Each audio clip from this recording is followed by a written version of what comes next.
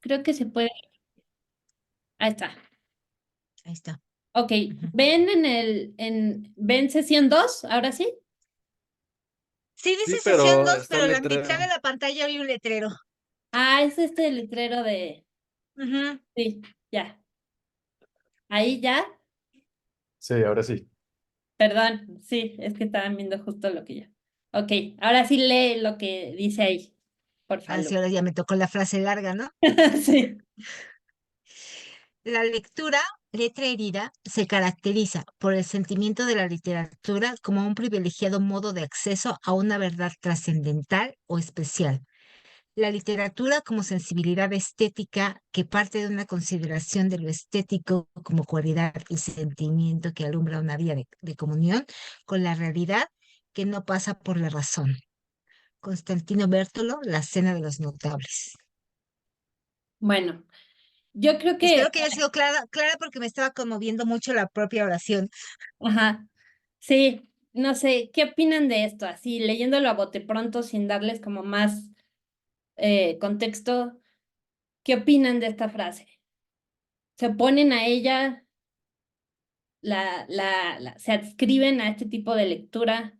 Obviamente, Constantino Bertolo dice que hay distintos tipos de lecturas, ¿no? Y en esto, él, como les digo, llama imbricación textual a urdimbre lectora, que diga, que tiene que ver primero con cómo desciframos lingüísticamente el texto, tiene que ver también con nuestra cuestión autobiográfica, o sea, dónde nacimos y en qué clase social determina, por supuesto, lo que leemos.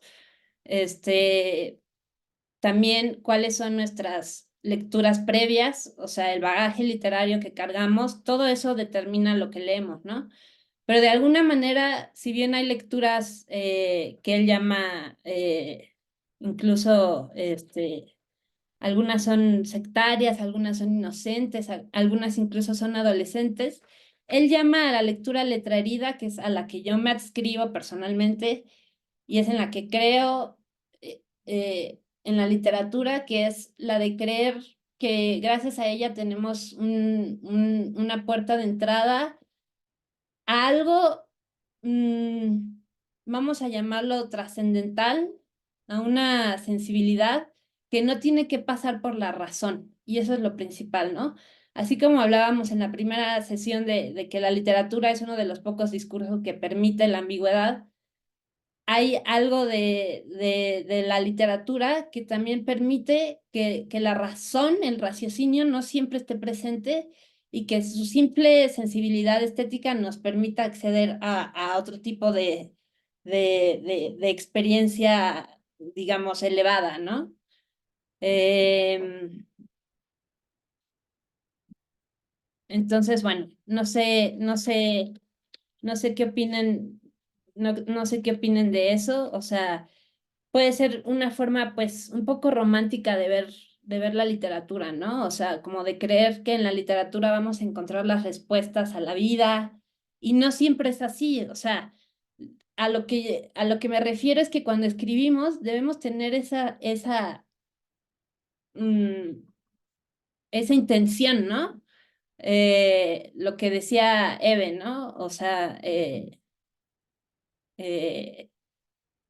pues no estamos escribiendo, no estamos, o sea, tenemos que tener el sentido de gravedad de lo que estamos escribiendo, ¿no? O sea, no estamos, sí estamos creando un artefacto, un juego, un juguete incluso, pero no es cualquier cosa, ¿no? Y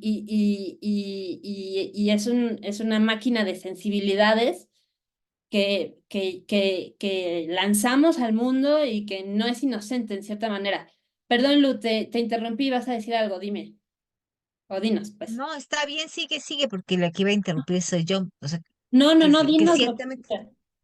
No, que ciertamente desde el párrafo, ¿no? Es como un poco, bueno, para mí conmovedor porque es así como se lee. Yo no vislumbro cómo leer de otra manera, ¿no? O cómo acercarme a la literatura de otra manera.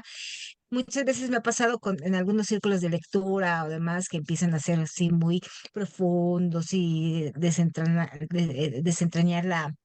a lo mejor la forma y demás. Y yo digo, ay, pues, ¿qué libro leí, no? A mí me llegó o no me llegó, qué fue lo que había, ahí, ¿no? O sea, que ni siquiera, a lo mejor, bueno, creo que te lo puedo ilustrar con el cuento de la planta. O sea, yo cuando lo estaba leyendo, eh, no podía dejar de alejar de mi cabeza a mi mamá, ¿no? Y sus plantas. Entonces, esa es mi querencia con ese cuento y lo llevo en el corazón por el cuento mismo y por mi mamá. Entonces, si no se trata de eso la literatura, entonces ¿de qué se trata? ¿No? Eso es a lo que me refiero. O sea, yo los libros los recuerdo por la experiencia, ni siquiera creo que recuerde la historia, los personajes, a veces se me olvidan los nombres de los personajes y demás. Creo que sí es de primera instancia, el primer contacto con el libro para mí tiene que ser como la experiencia de lectura más que la lectura en sí misma, para mí. Wow, bueno, primero muchas gracias, así me resulta más allá de halagador, me conmueve muchísimo que digas eso del cuento, porque precisamente eso de encarar la lectura como una experiencia es algo en lo que creo muchísimo, ¿no? O sea, si no vas a tener como esa intención de, de, de, de que cada lectura sea justo eso, una experiencia, ¿no? Y ya hemos hablado de la noción de experiencia, ¿no? Es algo que va más allá de la vivencia, ¿no? Es algo que se procesa y al procesarse termina convirtiéndose en experiencia, ¿no? Em, y iba a decir otra cosa que ahorita, ya se me olvidó, perdón. Pero bueno, eso. No sé, a mí, yo siempre digo algo que es como que la literatura a mí me hace la vida más vivible. O sea, hay veces en las que un libro te, te rescata, ¿no? Entonces, sí, podemos escribir con un mero fin de divertimento o con un objetivo de vender muchos libros o lo que sea, ¿no? Pero digamos que la literatura está en otro lado, ¿no? Por decirlo de alguna manera. Esto se los leo, está medio largo, ¿no? Haroldo Conti, esto viene en las clases de Eve Ward que les pasé ya, creo. Si no, recuérdenme, si no se las mando en la cadena de mails. Haroldo Conti dijo, entre la literatura y la vida, elijo la vida, pero la literatura y la vida no pueden plantearse como dicotomía. Todo lo que sirve para la literatura sirve también para la vida. Deberíamos escribir teniendo conciencia de lo que tenemos entre manos, lo que los romanos llamaban gravitas, sin que esto nos contamine de solemnidad y sin perder el espíritu de juego. Lo importante es el objeto y no la persona que escribe. La escritura es como un ejercicio de la memoria. La necesidad de escribir surge de la necesidad de guardar algo que te parece significativo y que no querés que se pierda. Al escribir es bueno desaburguesarse un poco. Uno está dedicándose a algo que no está bien retribuido. Son muy pocos los escritores que viven de sus derechos de autor y es así, con esa experiencia, que el escribir margina de alguna manera. Entonces, bueno, tener esto súper en cuenta, ¿no? Al escribir es bueno desaburguesarse un poco porque sabemos que no vamos a vivir de eso. No somos Mariana Enríquez, nadie, y ni Mariana Enríquez está viviendo de... Ay, ya. Están viendo ahí mis... Sí, el Sí, ya. render. Este, ni ella está pudiendo hacer el suficiente dinero y eso que está vendiendo una barbaridad, ¿no? O sea, somos latinoamericanos, nunca vamos a vivir de escribir. Entonces, de una vez hay que enfrentar esto como una vocación, como algo que justamente, o sea, si yo tuviera que elegir entre la vida y la literatura, elijo la vida. Pero me encanta esto, no son una dicotomía, no se tiene que elegir entre una y otra. Lo que nos sirve para la vida nos sirve para la literatura, ¿no? Lo que es cierto en nuestras vidas es cierto para los textos que vamos a escribir, ¿no? Eve también decía, ¿alguien quiere leer esto para no tomar el micrófono? ¿Alguien que no haya participado tanto que quiera leer?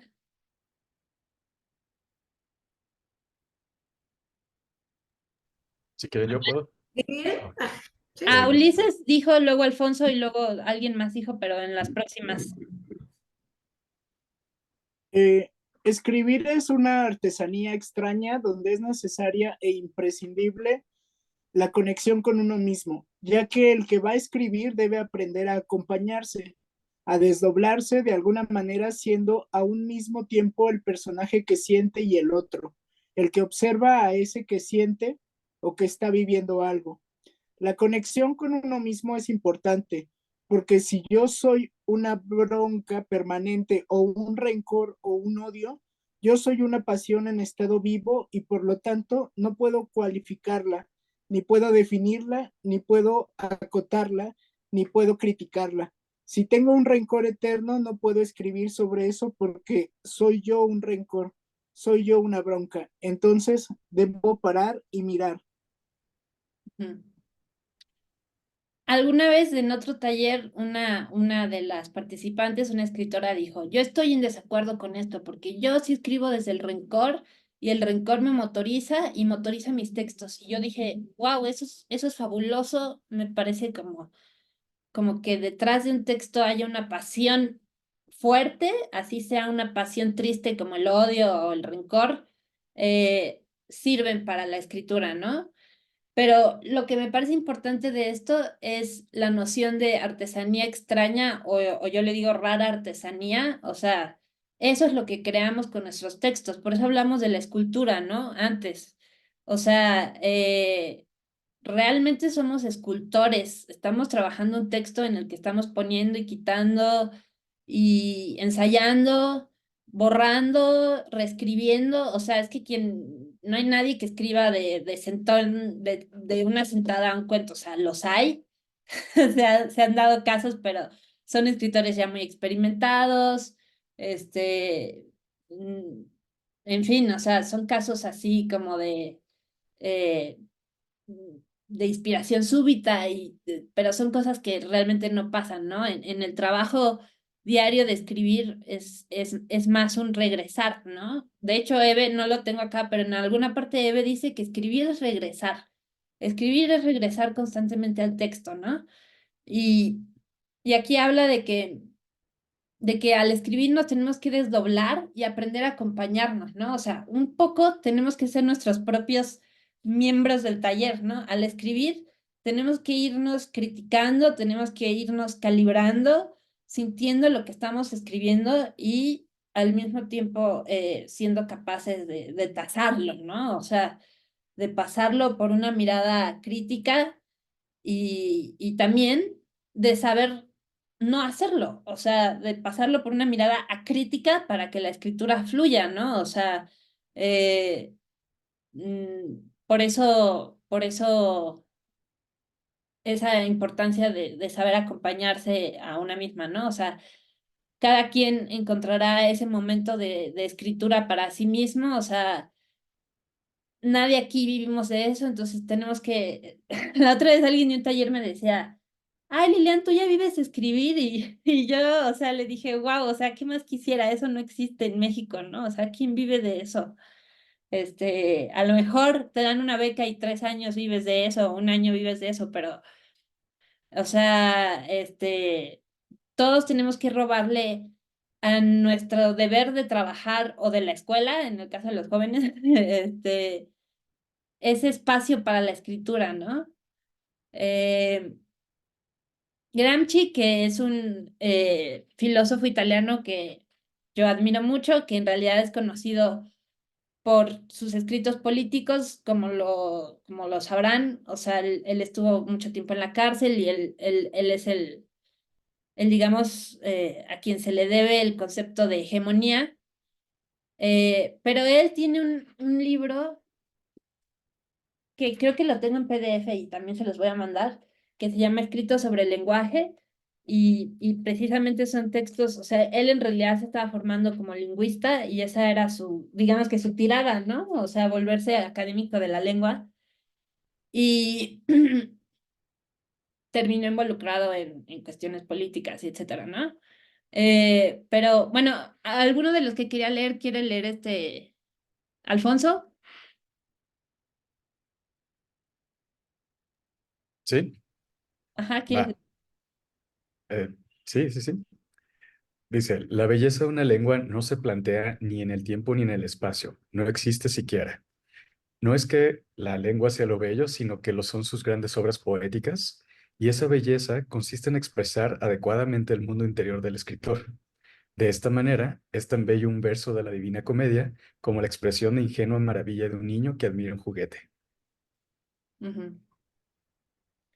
A mí me gusta mucho esta idea de que la belleza de una lengua está en sus obras literarias, ¿no? Siempre hay esta como cuestión medio clasista de decir, es que el francés es una lengua hermosa, pero en realidad el francés es una lengua hermosa porque existe Madame Bovary, porque existe Balzac, etcétera. O sea, realmente nosotros podemos hacer de cualquier lengua una lengua, digamos, bella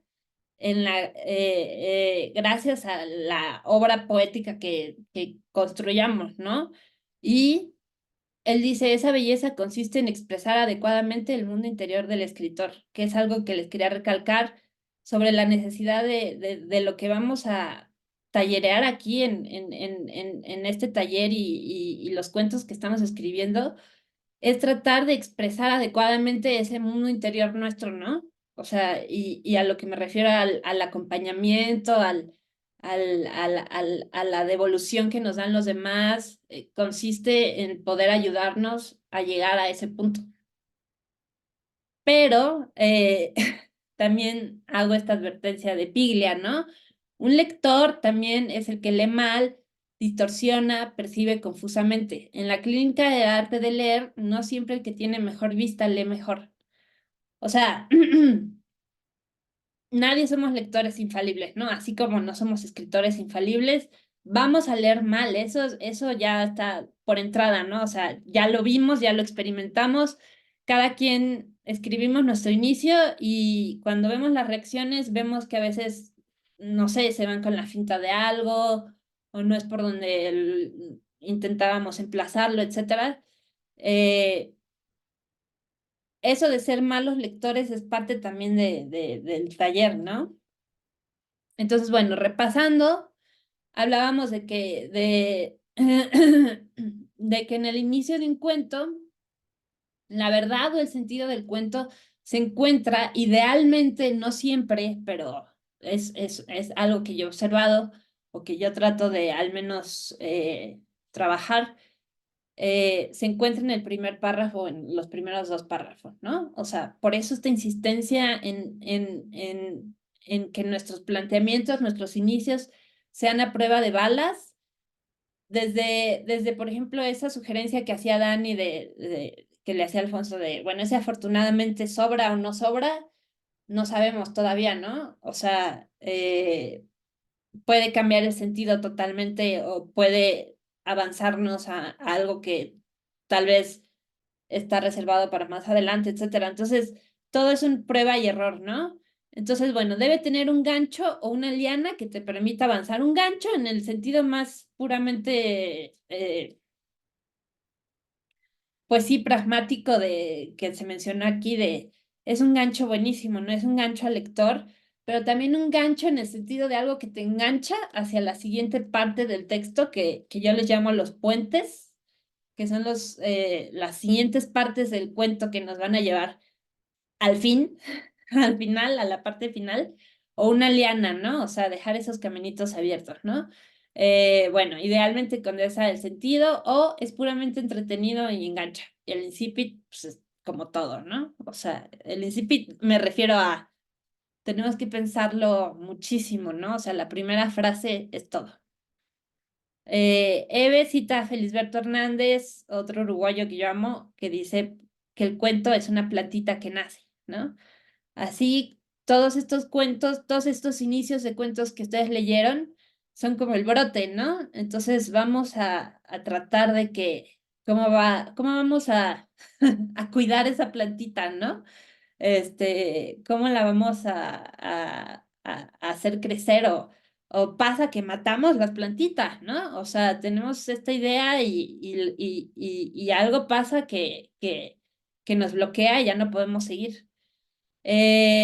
Yo ya había mencionado esta cuestión de tramo-situación, ¿no? O sea, Piglia prefiere decir que pienso que un cuento parte de una situación y una novela parte de los personajes, ¿no? Según Piglia, a mí me gusta también hablar más de situación en vez de trama, ¿no? ¿Cuál es la situación de tu cuento? No me cuentes la trama. Llegaron y entonces nos secuestraron, nos metieron en un cuartito, nos dijeron que nos quitáramos la ropa, bla, bla, bla. No, ¿cuál es la situación? La situación es esta, están unos hombres secuestrados, ahí empieza mi cuento, ¿no? El cuento, ya les decía, no se sostiene por la anécdota, ¿no? Podemos tener la mejor anécdota, pero eso no nos hará un buen cuento. Y eso se demuestra en el todo que surca la nada, ¿no? O sea, él empieza a contar una serie de elementos sorprendentes, ¿no? O sea, fuera de la norma, pero de alguna manera están tan descoyuntados entre sí que el cuento parece deshacerse como mantequilla derretida, ¿no? Y al final él reflexiona sobre eso, entonces te das cuenta que el cuento trata sobre la escritura del cuento, sobre la concepción del cuento, sobre cómo no hay, no, o sea, él dice al final, no siempre hay que empezar por el principio. O sea, él empieza a escribir lo de su viaje a Tandil y todo esto, cuando llega a Tandil y quiere como que antes terminar de pasarle lista a cosas que venía pensando, rumiando, que en su mente tenían que ver con la parte principal del cuento, pero no tenía que ver, ¿no? Bueno, vamos a hablar rápido de personajes, ¿no? Personajes. Yo hablo de la construcción de nuevos sujetos, ¿no? Lo que entendemos por un sujeto, ¿no? O sea, ¿quiénes son esos sujetos que nos están faltando en la literatura y que así como, no sé, hablaba Lu de, no sé, la mamá, en el cuento de María, ¿no? Está la mamá cruel, eh, que sí existe, o sea, hemos leído a mamás crueles, pero entonces, a ver, ¿de dónde viene la crueldad de esta mamá? Eh, el oficinista, eh, la chica que se ve confrontada por la mirada del insecto, etcétera, ¿no? O sea, son nuevas personas, no es el mismo personaje de siempre, ¿no? O sea, a veces podemos leer novelas mexicanas editadas, no sé, siempre hago el ejemplo de la editorial Alfaguara, y pues es la misma trama, ¿no? Y los mismos personajes todos, ¿no? ¿Qué nos ayuda a conocer motivaciones internas de nuestros personajes? Por eso este ejercicio de qué hace tu personaje cuando se levanta. Si tú sabes qué hace, qué come, qué piensa, qué es lo primero que hace, de alguna manera ya llegaste a conocer mejor a tu personaje, porque lo estás viendo en su rutina, en su mundo, en su soledad, fuera de ti, independiente de ti, ¿no? Eve dice, el primer personaje somos nosotros mismos, ¿no? O sea, siempre escribimos desde el yo, desde nuestras experiencias, no siempre. Por eso a veces escritos en tercera persona. Por ejemplo, en el caso de Eric, que es una chica que hay una, o sea, obviamente hay mm, una reasignación ahí del punto de vista, etcétera, ¿no? ¿Qué recursos necesitamos? Bueno, obviamente entrenar la mirada, ¿no? O sea, yo siempre digo, esto se relaciona con la última parte, con el inciso C, que es robar, ¿no? Siempre vamos a robar de nuestros seres queridos, en primer lugar. O sea, las personas de las que más vamos a saquear, porque es un saqueamiento, son nuestra familia, nuestros amigos, nuestras parejas, ¿no? Sus anécdotas, sus formas de ser, típico que escribimos la historia de nuestra familia o etcétera, ¿no? Estos robos son permitidos, ¿no? Escucha, la escucha, o sea, no sé si les pasa que van caminando en la calle y de repente va pasando una persona y alcanzas a distinguir una frase entre muchas que, que era completamente extraña, ¿no? Así como, eh, no sé, y entonces el puerco se le vino encima y tú te quedas así como, ¿en qué situación estaba alguien que terminó con un puerco encima, ¿no? O sea, hay que estar siempre como con una antena que esté captando este tipo de señales que nos sugieran cosas que nos ayuden para construir a nuestros personajes, ¿no? Ya casi estamos llegando al final, ¿no? Paula Sibilia, bueno, como saben, todo este taller y eso está muy basado en pensadores argentinos y uruguayos, etcétera, pues por mi deformación académica, digamos. Paula Sibilia es una académica argentina, pero que trabaja en el Brasil, y ella tiene este libro que también, si quieren, se los paso. Entonces, voy apuntando. Les voy a pasar el de Eve, ya tienen el de Eve, bueno, lo vuelvo a mandar en la cadena de correos. El de Eve, el de Constantino y el de Paula, que se llama La intimidad como espectáculo. Y, y fíjense, este libro es como del 2008, por ahí, o sea, ella habla de los blogs. Ella habla de cómo, primero ella habla eh, de cómo surgió la noción del yo. O sea, el yo como concepto no ha existido siempre, ¿no? Desde toda la historia de la humanidad, sino que ha sido una construcción epistemológica que se ha dado por medio de los relatos, ¿no? O sea, los relatos son la materia que nos constituye como sujetos. Es el lenguaje el que nos da consistencia y relieves propios, personales, singulares, y la sustancia que resulta de ese cruce de narrativas se autodenomina yo. O sea, ella habla simplemente de cómo era la lectura. Sabemos que con los griegos la lectura era una situación comunal, en voz alta, que se juntaban en la plaza a escuchar cómo leía alguien más, y a partir de San Agustín fue el primero que empezó a leer en voz baja o en silencio, ¿no? Entonces, cuando empezamos a leer en voz baja, empezamos a construir esa noción del yo y de la intimidad, ¿no? Entonces, ella dice que siempre habíamos construido nuestra intimidad hacia adentro, pero últimamente con el advenimiento en esa época de los blogs, pero ahora de las redes sociales, que ahora ya está nuestra abuelita, está en eso. O sea, antes éramos los locos que estábamos en los blogs, ahora es ya todo mundo tenemos redes sociales prácticamente, y nos construimos por medio de una intimidad que ella llama alterdirigida, o sea, que está dirigida al otro, a una afuera, ¿no? O sea, nos construimos por medio de lo que posteamos en Twitter, nuestras selfies o nuestra ausencia de selfies, el contenido que reposteamos, etcétera. Todo eso nos va constituyendo como sujetos, como individuos. Y bueno, ya por último, bueno, no sé qué piensen de eso. ¿Alguien tiene algún comentario sobre esta situación de Paula Sibilia? ¿Nadie? Bueno, ya por último, no sé quién quiera leer uno y el otro, uno alguien y el otro alguien de los que se quedaron sin leer. ¿Quién quería? Creo que Sara levantó Paula. la mano. Creo que Paula. Ajá, ¿y quién más? A ver.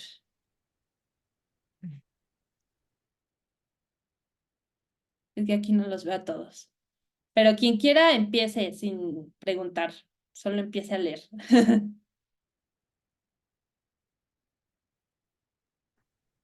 Ok. Em,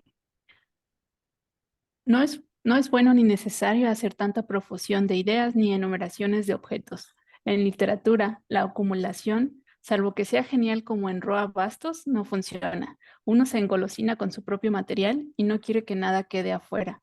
Escribir es elegir, que es lo más difícil. No debo poner todo. Acaparar el interés escrito es lo mismo que acaparar el interés oral, pero debo saber cuándo algo que es interesante para mí se vuelve interesante para los demás. Ujú.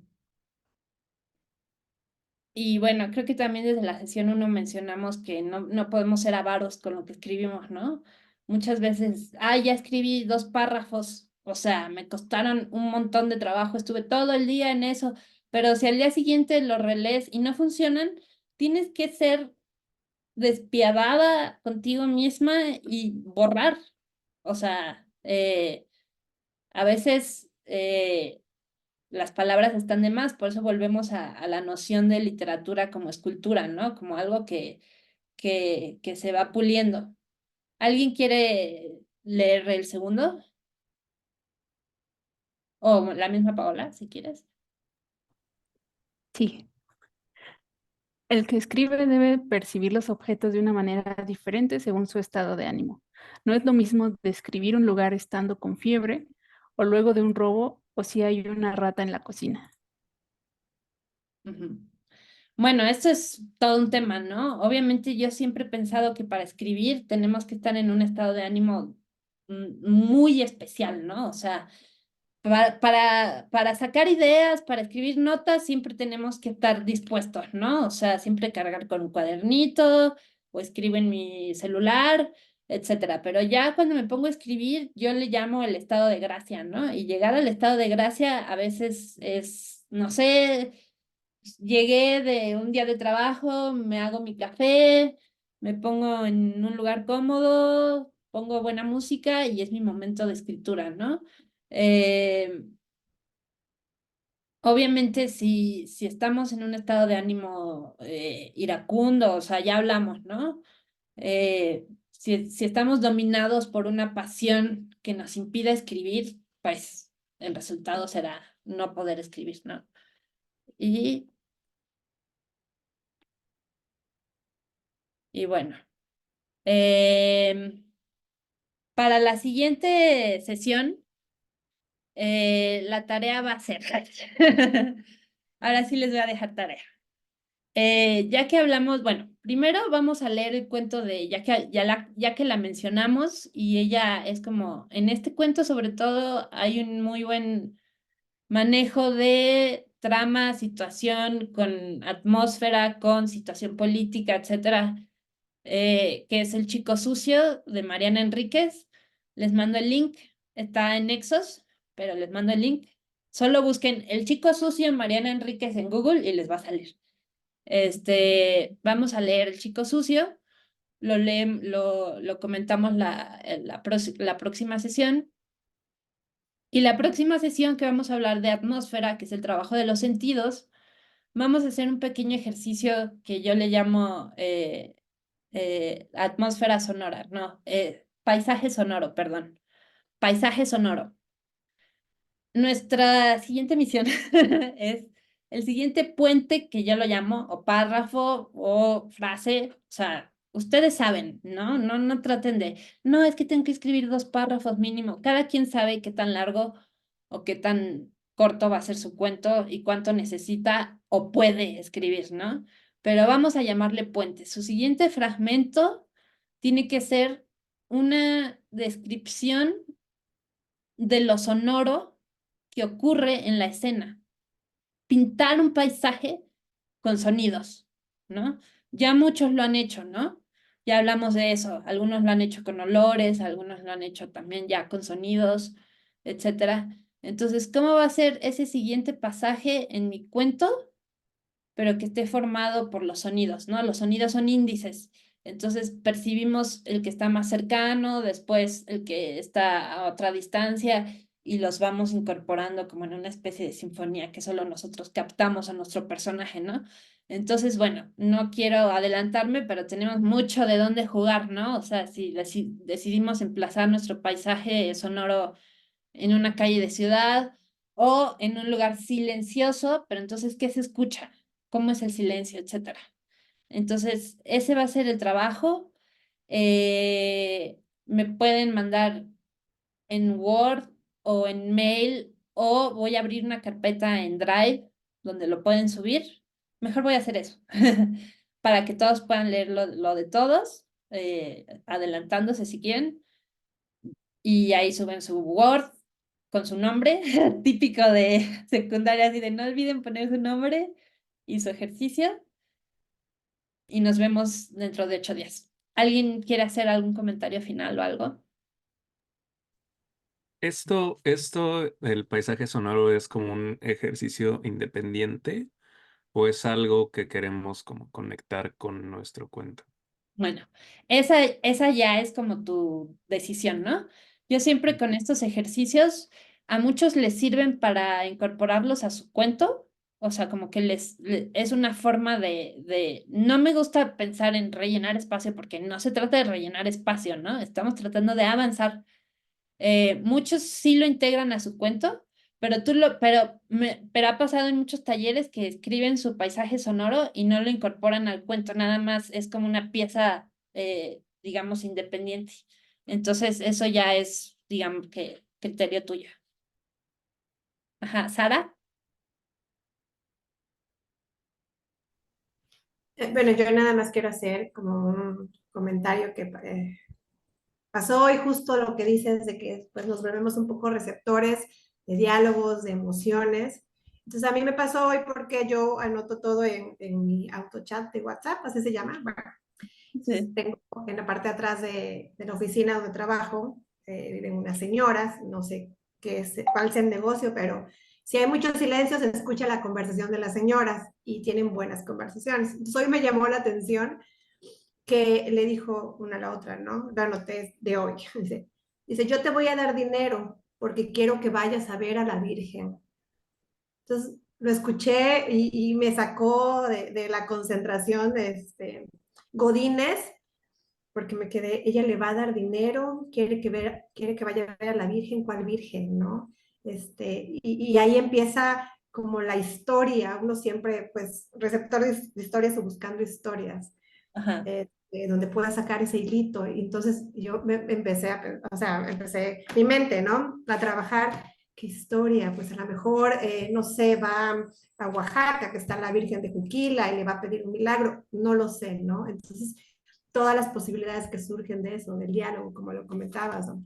De lo que vamos tomando del ambiente, de la ciudad, de tu entorno. Y bueno, ese es mi comentario. No, está buenísimo. Ahora todos queremos, Perdón, perdón. Lu, dale. No, que ahora todos queremos saber para qué va a ir a ver a la Virgen. Ajá. Lo sé, seguiré escuchando y les reporto. Sí, sí, sí, No, pues ahora escríbenos de qué, a qué va a ir a ver a la Virgen. porque ahí digamos que el misterio, siempre hay que buscar el misterio, ¿no? A mí me gusta mucho pensar en términos de misterio. En un cuento siempre hay un misterio que se rodea, ¿no?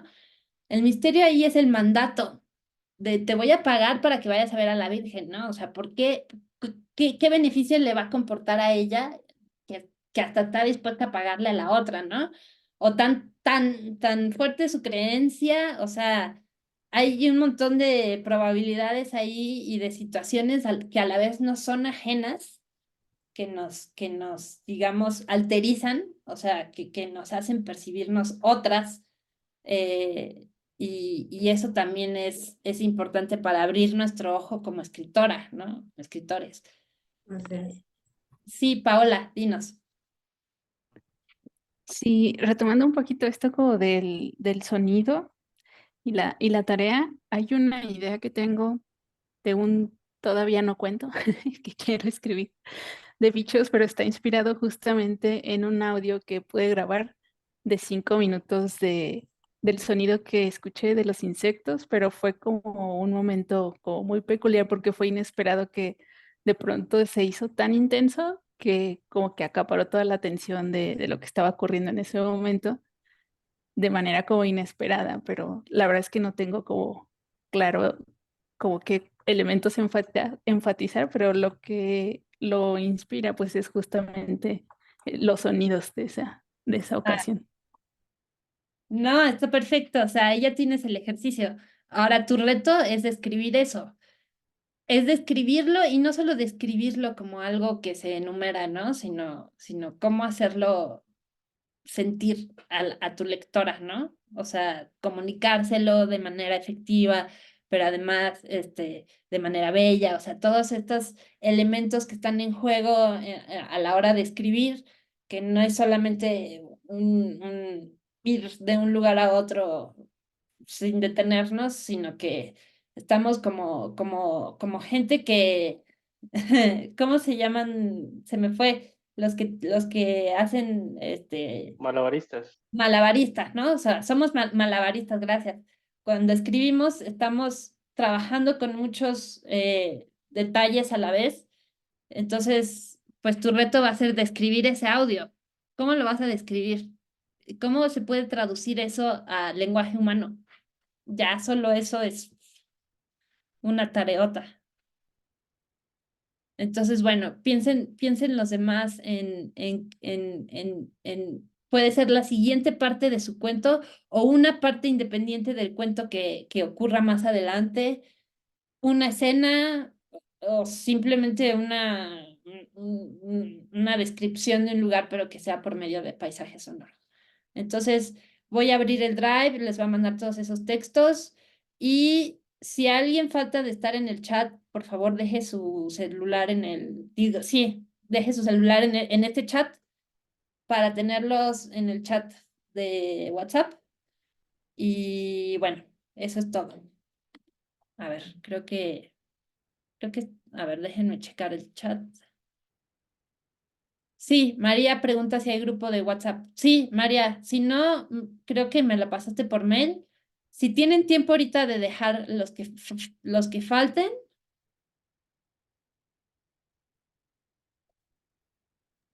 Dani falta. Dani y Ulises. A ver. Dani, Ulises.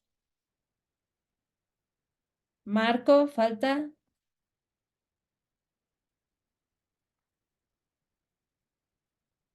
Y María.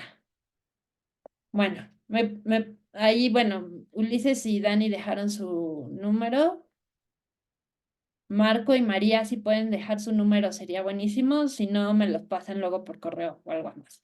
Ya no los quiero seguir entreteniendo, porque es tarde y deben estar como ya muy cansados de María. Bueno, ya estás, María. Ahora ya, solo si Marco puede escribir su número. Si no me lo pasas, creo que me lo pasaste por correo. Entonces, los agrego y nos vemos el próximo martes. Ahí está, Marco. Nos vemos el próximo martes a las 7. Que tengan muy buena semana y que disfruten el ejercicio y el cuento de Mariana. Gracias. Gracias. Bye. Gracias, bye. Luego. Ay, gracias. Y ahora con algo de aquí. Gracias. Bye bye. Bye.